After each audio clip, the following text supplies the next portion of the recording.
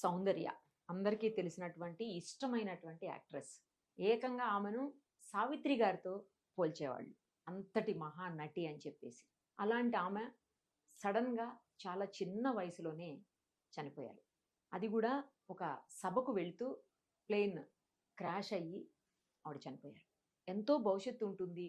ఇంకెన్నో మంచి మూవీస్ ఆమె నుంచి వస్తాయి. అలాగే మంచి క్యారెక్టర్స్ చేస్తారు అని అందరూ అనుకుంటున్నటువంటి టైంలో సడెన్‌గా ఆవిడ ఇలా చనిపోవటం, ఆమె అభిమానుల్ని అలాగే సినీ ప్రపంచాన్ని కూడా కుదిపేసినటువంటి ఘటన. త్వరలో అంటే రేపు 18థ్ ఆమెది పుట్టినరోజు. ఆ సందర్భంగా ఒక్కసారి ఆమెను గుర్తు చేసుకుంటూ, ఆమెకు సంబంధించినటువంటి అనేక విషయాలని మనతో చర్చించేందుకు ప్రముఖ జ్యోతిష్య పండితులు నందిబట్ల శ్రీహరి శర్మ గారు ప్రస్తుతం మనతో పాటు ఉన్నారు. ఒక్కసారి వారితో మాట్లాడదాం. గురుగారు నమస్తే.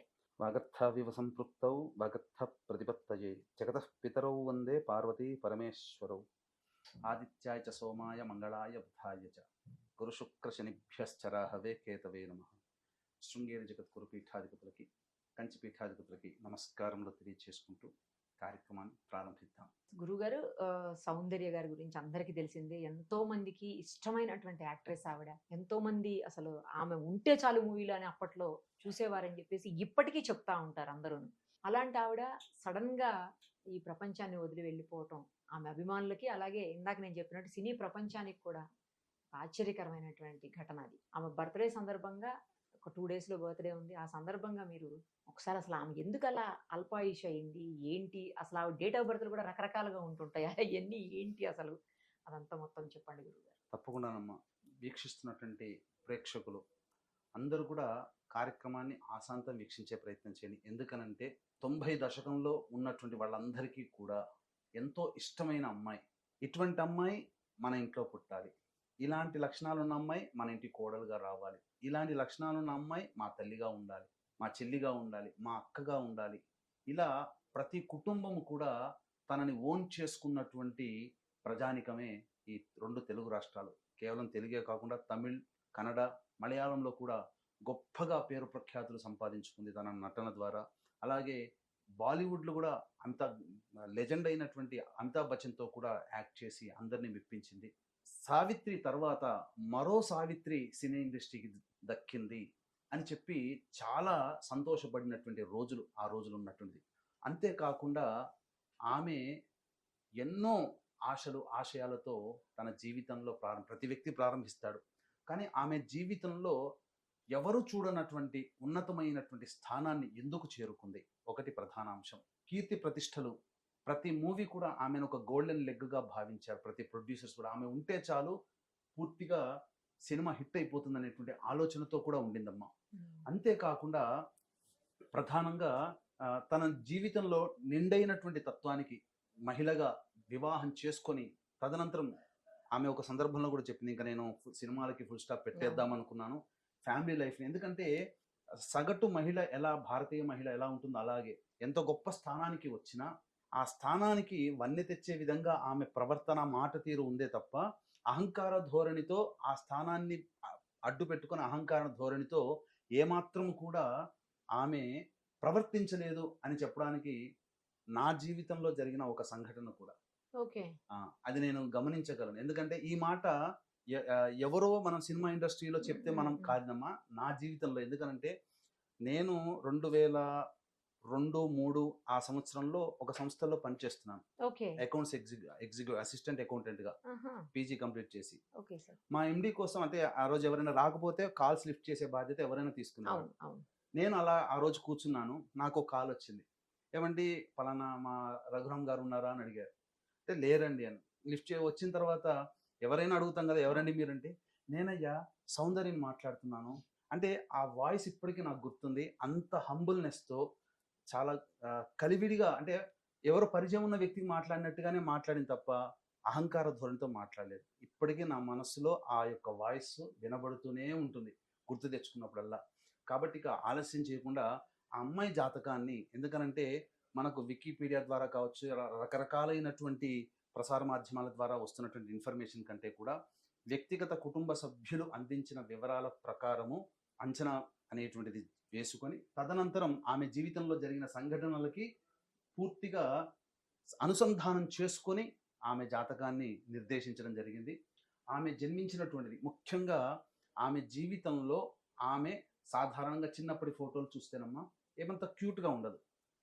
మీరు చూసారంటే బబ్లీగా ఇప్పుడు చూస్తున్న సినిమాల్లో చిన్న చిన్న పిల్లలు చూస్తున్నట్టుగా ఉండదు. ఆమె ఫేస్కి సంబంధించి చూసుకుంటే కెమెరా అనేటువంటిది పడగానే చాలా గ్లోరియస్గా ఉంటుంది. అంటే సాధారణంగా బయట ప్రపంచానికి తెలియదు ఏంటంటే కెమెరా ఫేస్ ఉండేటువంటిది విధానం ఒకటి ఉంటుంది, కెమెరాకి సరిగ్గా సరిపోయేది. అలా మామూలుగా బయట అందంగా ఉన్న వాళ్ళు కెమెరాకి సరిగ్గా కొంతమంది పడకపోవచ్చు, ఎందుకంటే ఫోటోజెనిక్ ఫేస్. ఆ అమ్మాయిది ఫోటోజెనిక్ ఫేస్. ముఖ్యంగా అందగత్తెగా అవ్వడానికి గల కారణాలు లగ్నాధిపతి. ఎవరి జీవితంలోనైనా ఎవరి జాతకంలోనైనా అబ్బాయినా అమ్మాయినా అందంగా ఉన్నారు అని అంటే లగ్నాధిపతితో రవి బుధ శుక్ర గురు సంబంధము ఉంటే ఖచ్చితంగా వారు అందగత్తెలు అందమైన అబ్బాయిలు అవుతారు. ఈ అమ్మాయి జాతకం కూడా లగ్నాధిపతి రవి శుక్రులతో కలయిక ఉండడం, ఇది కుటుంబ స్థానంలో స్థితి పొంది ఉండడం.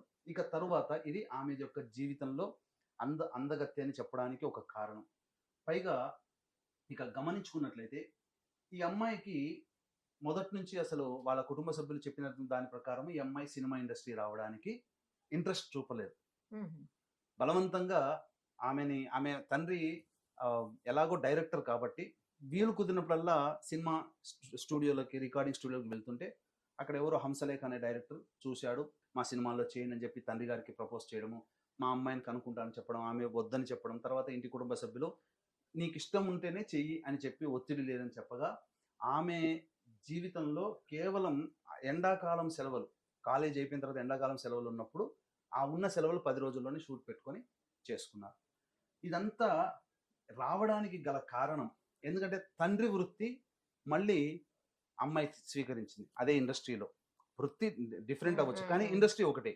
అంటే ఎవరి జాతకంలోనైనా కానీ తండ్రి చేస్తున్నటువంటి వృత్తికి మళ్ళీ కొనసాగింపుగా సంతానం చేస్తున్నారంటే వాళ్ళ జాతకంలో ఒక లక్షణం ఉంటుంది. ఇక్కడ ప్రధానంగా ఈ అమ్మాయి జాతకంలో లగ్నాధిపతి అయినటువంటి వాడు ద్వితీయాధిపతితో సంబంధం ఉండాలి. ఇక్కడ ద్వితీయాధిపతి యొక్క నక్షత్రంలో చంద్రలగ్నం పడింది. ద్వితీయాధిపతి నక్షత్రంలో లగ్నాధిపతి అయినటువంటి చంద్రుడు స్థితి పొంది ఉన్నాడు. లగ్నాధిపతి నక్షత్రంలో ద్వితీయాధిపతి స్థితి పొంది ఉన్నాడు.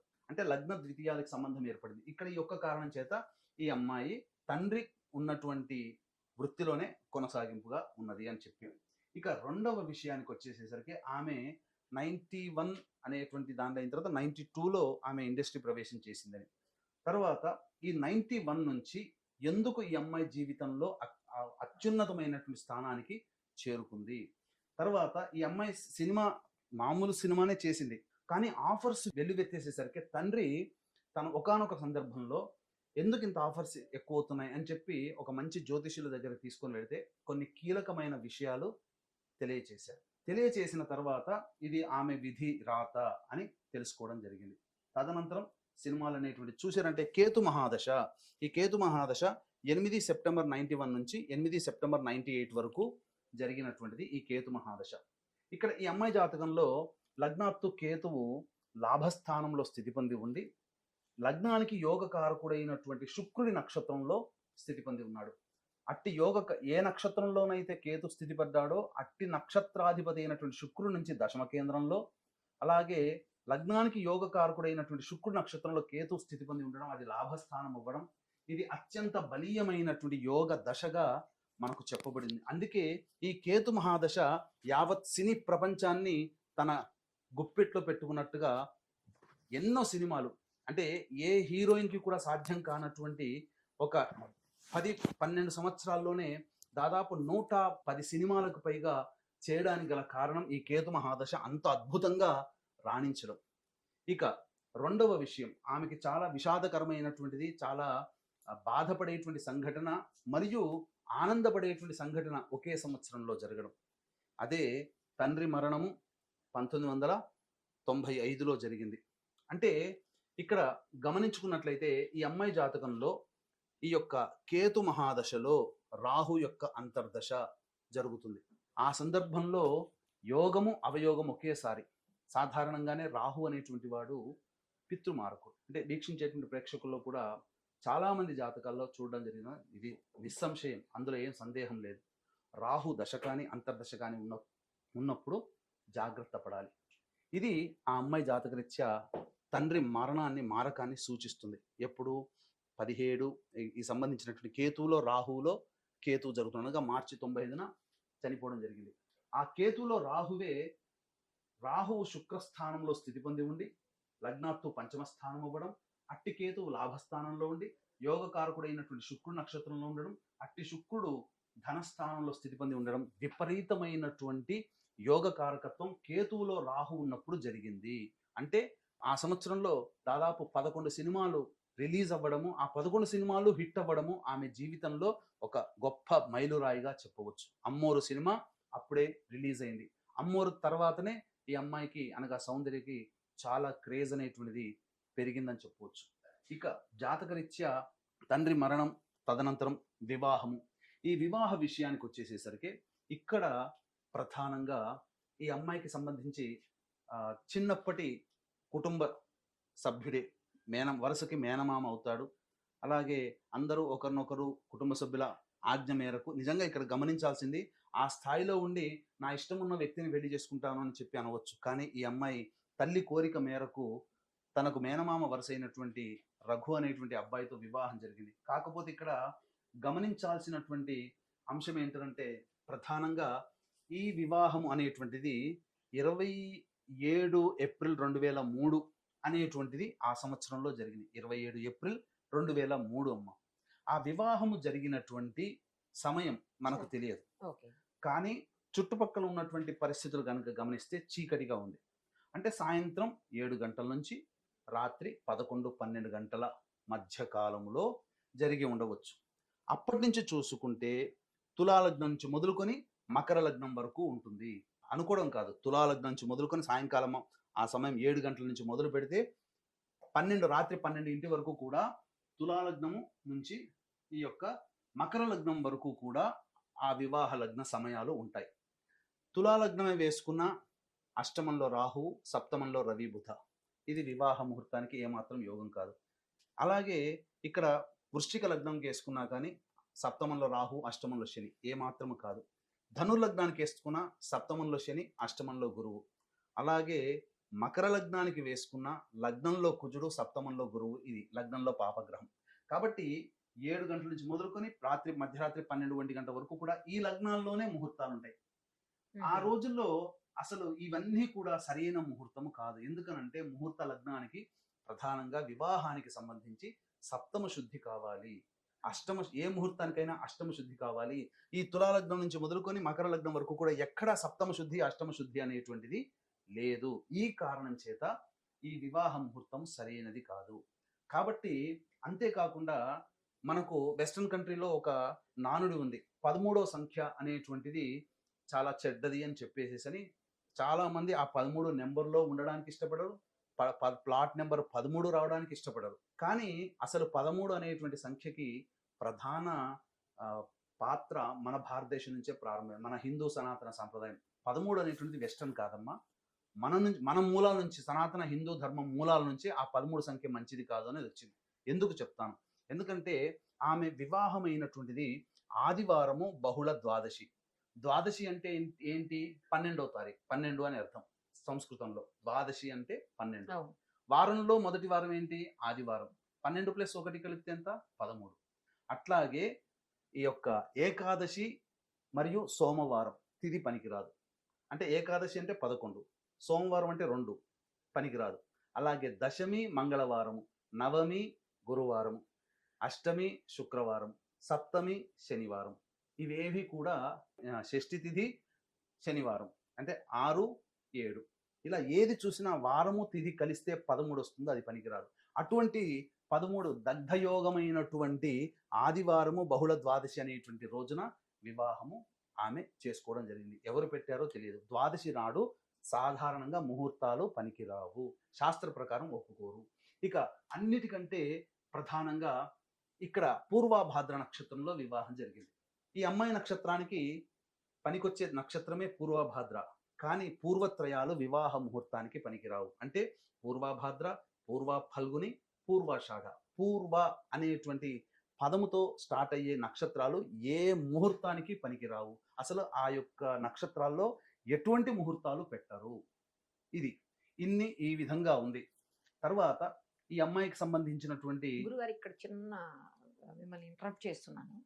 ఇప్పుడు మనమే ఇలా చూసి చెప్తున్నాము అంటే ఆమె పెళ్లి చేసుకునే ముందు పెద్ద పెద్ద గురువులు లేకపోతే పెద్ద పెద్ద ఇలాంటి జ్యోతిషులు పండితులు ఇవేమీ చూడకుండానే ముహూర్తం పెట్టుంటారంటారా? లవ్ మ్యారేజ్ అయితే వేరే విషయం. ఇది పెద్దలు కుదిరించింది. అవన్నీ కాకపోతే చూడకుండా అక్కడ హడావిడిగా జరిగింది. ఎందుకనంటే ఆమె నిర్ణయం మేరకు అది హడావిడిగా జరిగిందో, ముహూర్తానికి ఇలా చేసుకోవాలనో ఆ విధంగా జరిగింది. వివాహానికైతే మాత్రం ఇది ఎక్కడ కూడా ఏ పండితుడు కూడా ఎవరు ఒప్పుకోలేరమ్మా. ఈ ముహూర్త లగ్నం మాత్రం అంటే ఇక్కడ ఎట్లా ఉంటుందనంటే కొంతమంది ముహూర్త లగ్నానికి పరిహారంలో పోయిందని చెప్పి కూడా, అందుకనే మీకు ఇక్కడ ఒక క్లారిటీ ఇచ్చేది ఏంటంటే పంచాంగంలో దాదాపు ఒక నెలలో 25 ముహూర్తాలు ఇస్తారు పంచాంగ గణన సిద్ధాంతి ప్రకారం. కానీ అతను పరిహారంలో పోయిందనే భావన. కానీ బేసిక్ రూల్ ఏంటంటే ఏ ముహూర్తానికైనా పర్టికులర్ వివాహ ముహూర్తానికి సప్తమంలో గ్రహాలు ఉండకూడదు. ముహూర్త లగ్నానికి అష్టమము ఆయుస్థానం. ఆ ముహూర్తానికి ఆయువు, ఆ యొక్క అష్టమ స్థానం సరిగ్గా లేకనే కదా హరిహర బుక్కరాయల వారు స్థాపించిన విజయనగర సామ్రాజ్యం సరైన స్థానంలో కాకుండా ముందుగానే ముహూర్తం చేయడం వల్ల 440 సంవత్సరాలు మాత్రమే ఉంటుందని చెప్పి శృంగేరి పీఠాధిపతి విద్యారణ్య స్వాముల వారు చెప్పారు. ముందుగా తొందరపడి ముందుగా చేశారు, చెప్పిన ముహూర్తానికి కాకుండా. ఈ విధంగా ముహూర్తానికి ఉంటాయి. పెట్టినటువంటి వ్యక్తి మంచి ముహూర్తంగానే పెట్టారు, కానీ ఇక్కడ జరిగే తంతు తర్వాత జరిగి ఉండొచ్చు, ముందు జరిగి ఉండొచ్చు. కానీ ఆ రోజు మాత్రం బహుళ ద్వాదశి ఆదివారం పనికిరాదమ్మా. ఇది సాధారణంగా. ఆమె మరణం కూడా ఆమె తదనంతరం ఆ కేతు మహాదశ యావత్తు కూడా ఒక ఇండస్ట్రీని ఒక మహారాణిలాగా వెళ్ళింది.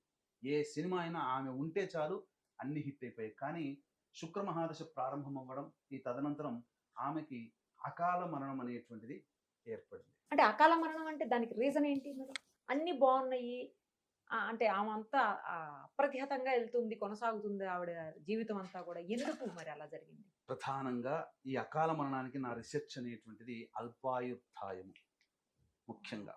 ముఖ్యంగా ఆయుర్దాయ విషయంలోకి వచ్చేసేసరికి అల్పాయుర్ధాయము అంటే 32 సంవత్సరాలు, మధ్యమాయుర్ధాయము 70 సంవత్సరాలు, దీర్ఘాయుర్ధాయము 100 సంవత్సరాలు, అతి దీర్ఘాయుర్ధాయము 120+ వరకు కూడా ఇన్ని ఉంటాయి.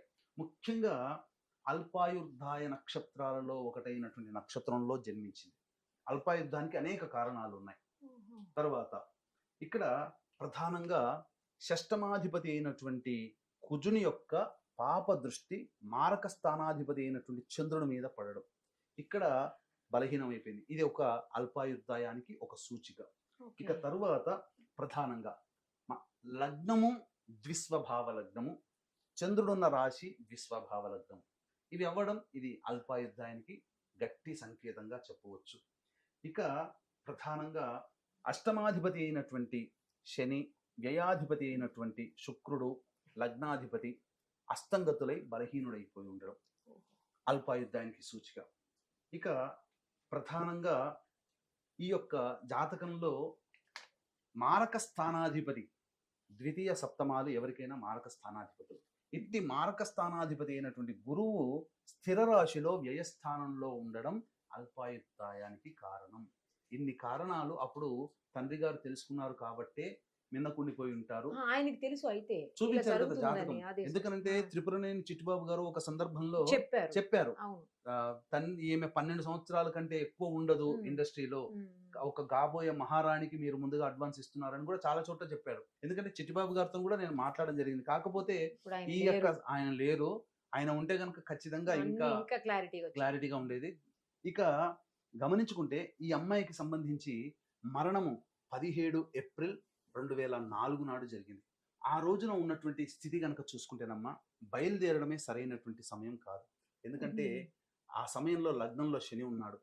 పైగా ముందుగా బయలుదేరిందని అనుకున్న 11:05 అన్నప్పుడు ఎంత లేదన్నా 10ంటికి అక్కడికి చేరుకొని ఉంటారు. మన అంచనా ప్రకారం చేసుకుంటే ఎయిర్పోర్ట్కి 10-10:30కి చేరుకొని ఉంటారు. ఇంటి నుంచి బయలుదేరడం అనేటువంటిది ఆమె పుట్టిన ప్రదేశం బెంగళూరు నుంచి అక్కడికి రావడానికి అన్నప్పుడు 10ంటికి అని అన్నప్పుడు ఖచ్చితంగా సూర్యోదయం అవ్వగానే బయలుదేరుంటారు. అంటే ఏప్రిల్ నెలలో మనకు సూర్యోదయం దారభ్యత దుర్ముహూర్తం శనివారం రోజున 7:54 వరకు ఉంటుంది. దుర్ముహూర్త సమయంలో గనక బయలుదేరి ఉండవచ్చు. అందుకనే చాలా చోట్ల శనివారం నాడు ఎక్కువగా ప్రయాణాల్లో ఈ సంబంధించినటువంటి ఇబ్బందులు కలుగుతూ ఉంటుంటాయి. అందుకనే మీరు గమనించుకున్నట్లయితే ఈ అమ్మాయికి సంబంధించి శుక్ర మహాదశ 98లో ప్రారంభమైంది. శుక్రుల్లో చంద్రుడు రాగానే, మారక స్థానాధిపతి రాగానే సంబంధించి ఈ అమ్మాయికి ఆ చంద్రుడు సంబంధించి లగ్నాధిపతి నక్షత్రంలో పడడం, ఏరీ సైన్ అవ్వడం, చంద్రలగ్నాధిపతి మారక స్థానాధిపతి చంద్రలగ్నాధిపతి ఏరీ సైన్లో ఉండడం, ఈ కారణం చేత అగ్ని ప్రమాదము ఏర్లో జరిగింది. ఇది ఈ అమ్మాయి జాతకరీత్యా. ఇన్ని రకాలుగా ఈ అమ్మాయికి అల్పాయుర్దాయము, చనిపోయినది దగ్గర 28 సంవత్సరాల వయసులో చనిపోయింది ఈ అమ్మాయి. 28, 30 ఆ 28 సంవత్సరాల్లోనే ఆ అమ్మాయి చనిపోవడం అనేటువంటి కడు విషాదాంతము. కాబట్టి ఈ యొక్క అమ్మాయి జాతకరీత్యా అల్పాయుర్దాయము అనేటువంటిది విపరీతముగా యోగాన్ని ఇచ్చినటువంటి కేతు మహాదశ. శుక్రుని దశ సంపూర్ణంగా చూడలేకపోవడం, శుక్రుడు బలహీనుడు అవ్వడము, ఇట్టి శుక్రుడు ప్రధానంగా లగ్నాధిపతి యొక్క నక్షత్రంలో స్థితి పొంది ఉండడం, లగ్నాధిపతి దుర్బలుడు అవ్వడం, ఈ కారణం చేత శుక్ర మహాదశ రాగానే సంబంధించి ఇంకా చూసుకుంటే లగ్నాత్తు ఆరూఢ లగ్నము ఇక్కడ ప్రధానంగా ఈ సంబంధించినటువంటి ఈ యొక్క కేతు మహాదశ అనగా లగ్నాధిపతి ఇక్కడ నుంచి చూసుకుంటే ఆరూఢ లగ్నం సింహమైందమ్మ. ఆరూఢ లగ్నానికి వ్యయ స్థానంలో జన్మించిన లగ్నానికి తృతీయ అష్టమ వ్యయాధిపతులు ఉండడం, లగ్నాధిపతి దుర్బలుడు అవడం, ఇది కూడా ఈ అమ్మాయికి అల్పాయుర్దాయానికి సూచన. అంటే ఏ రకంగా చూసినా అల్పాయుర్దాయానికి సంబంధించి ఏ రకమైనటువంటి లక్షణాలు ఉండాలో అటువంటి లక్షణాల్లో ఎక్కువ సూచనలు ఈమెకి మ్యాచ్ అయ్యాయి. అంటే గురువు గారు పేరు మార్చారు కదా, అదేమన్నా ఇబ్బంది అవుతుందా? అట్లేం ఉండదా? పేరును ఇప్పుడు మనం వాడతాం ఇదేనమ్మా, చాలా మందికి ఉండేటువంటి సందర్భం. అంటే ఈ సమయంలో చాలా మందికి ఒక క్లారిటీ కూడా రావాలి. ఏంటంటే పెళ్లికి ముందు పేరు మారుస్తుంటారు. అవును, అందుకే అడిగాను. చాలా మంది మారుస్తారు. మీరు ఫోన్ వాడుతున్నాను, ఆ కేస్ కి నేను ఐఫోన్ కేసు వేసాను అనుకోండి, అది ఐఫోన్ అయిపోతుందా? అవ్వదుగా. అట్లాగే జన్మించిన లగ్నము ఒకటి సమయానికి ఒక నిశ్చయం అయి ఉంటుంది. పేరు మార్చినంత మాత్రాన ఆమెకి మళ్ళీ ఆమె జీవితం అంతా కొత్తగా మారిపోదు కదా. అది కూడా ఇలాగే. అంటే కొంతమంది అన్నారు అప్పట్లో పేరు మార్చారు, అది సరిగ్గా పెట్టలేదంట, అందుకే జరిగిందంట. అసలు చాలా రూమర్స్ ఏమొచ్చాయనంటే ఆప్తమిత్ర సినిమాది మన దగ్గర చంద్రముఖి బర్త్డే వచ్చినప్పుడల్లా ఈమెది బర్త్డే గానీ లేదా డెత్ డే గానీ వస్తుంటాయి కదా సార్, ఆ వచ్చినప్పుడు ఈమె గురించి రైట్ అప్లు వస్తా ఉంటాయి, చాలా చోట్ల రాస్తా ఉంటారు. ఆ రాసిన దాంట్లో కూడా చదివాను. ఇంకొకటి కూడా ఉంది, ఆప్తమిత్ర సినిమా మన దాంట్లో చంద్రముఖి, కాబట్టి ఆ చంద్రముఖి ఆవహించి ఆమెను చంపేసింది. ఆ సినిమా చేసిన తర్వాత ఈమె చనిపోయిన తర్వాత రిలీజ్. చంద్రముఖిలో మన చంద్రముఖి కాదు, కన్నడలో ఆప్తమిత్రాన్ని చేశారు, కన్నడ చంద్రముఖి. అందులో విష్ణువర్ధన్ కూడా వెంకటేష్ పోషించిన పాత్ర పోషించాడు మన చంద్రముఖిలో. కాబట్టి రజనీకాంత్ పోషించిన పాత్ర తమిళ్లో అక్కడ విష్ణువర్ధన్ అనే యాక్టర్ పోషించాడు. ఆయన కూడా తదనంతరం చనిపోయాడు.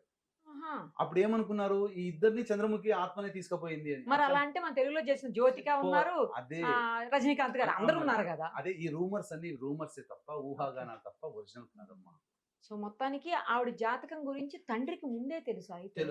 ముందే తెలుసు కాబట్టి ఈమె 12 సంవత్సరాల కంటే ఎక్కువగా ఉండదు.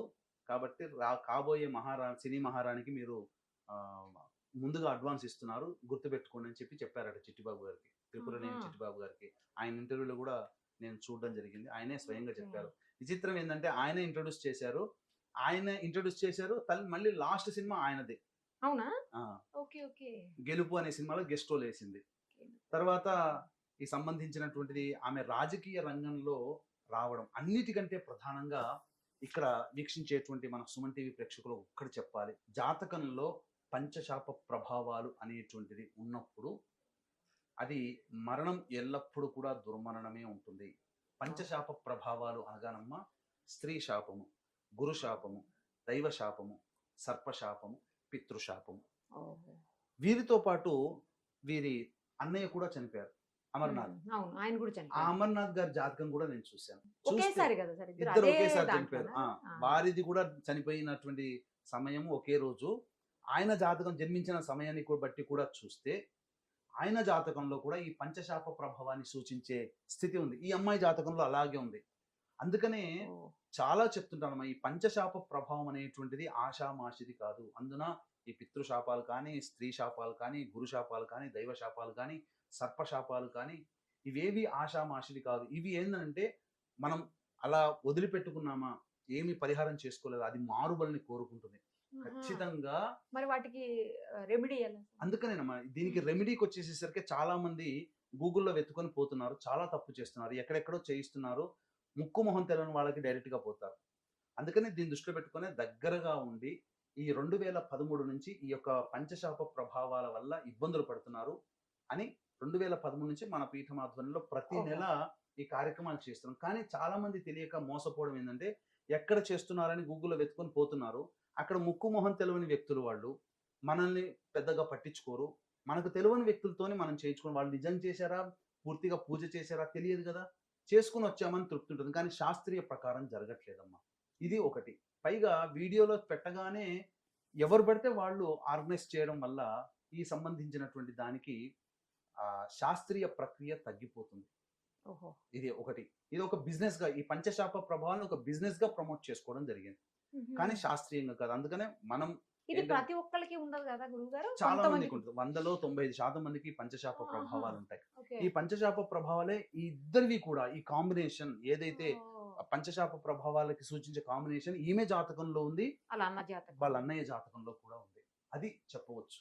అందుకనే ప్రధానంగా ఈ ఇద్దరికి సంబంధించి ఒకేసారి మరి అలా అంటే దోష నివారణ, దోష పరిహారం చేసుకుంటే పోతాయా స్వామి అవి? ఆ! ఇక్కడ నేను ఒకటి చెప్పదలుచుకుంది ఏందంటేనమ్మా, ఈ యొక్క దోష నివారణ జరిగితే ఈ జనరేషన్ కంటే తరువాత జనరేషన్ కష్టాలు పడదు. అంటే ఈ పంచశాప ప్రభావం ఉన్నప్పుడు ఏంటంటే ఎన్ని పనులు చేసినా ఎంత ప్రయత్నించినా సక్సెస్ కాలేకపోవడం, సంతానం కలగకపోవడం, వివాహాలు కాకపోవడం, ఓహ్. దాంపత్యాలు బాగుండకపోవడం, ఎప్పుడూ అనారోగ్యంతో ఉంటుండడం, ఈ అన్ని నోటి దాకా వచ్చి వెనక్కి వెళ్ళిపోతూ ఉండడం. ఓకే. ఓకే. ఒకటా రెండా ఇప్పుడు చాలా మంది ఈ పంచశాప ప్రభావం ఉండడం వల్ల ఇప్పుడు ఈ కుటుంబంలో ఇంటర్ కాస్ట్, ఇంటర్ రిలీజియన్ మ్యారేజ్‌లు ఎక్కువవుతున్నాయి. ఇది దీనివల్ల. ఇది తెలుసుకోరు. ఎన్నో ఏ పూజ చేసినా ముఖ్యంగా చెప్పాలంటే ఈ పంచశాప ప్రభావాలు ఉన్న జాతకాల్లో ఎన్ని పూజలు చేసినా అవన్నీ మన ఇంటి గుమ్మం దగ్గరనే ఉండిపోతాయి. ఇంట్లో తిష్ట వేసిన ఈ పంచశాప దోషము తొలగిపోతే మనం చేసిన పూజల ఫలితం అంతా కూడా మనకు అందుబాటులోకి వస్తుంది.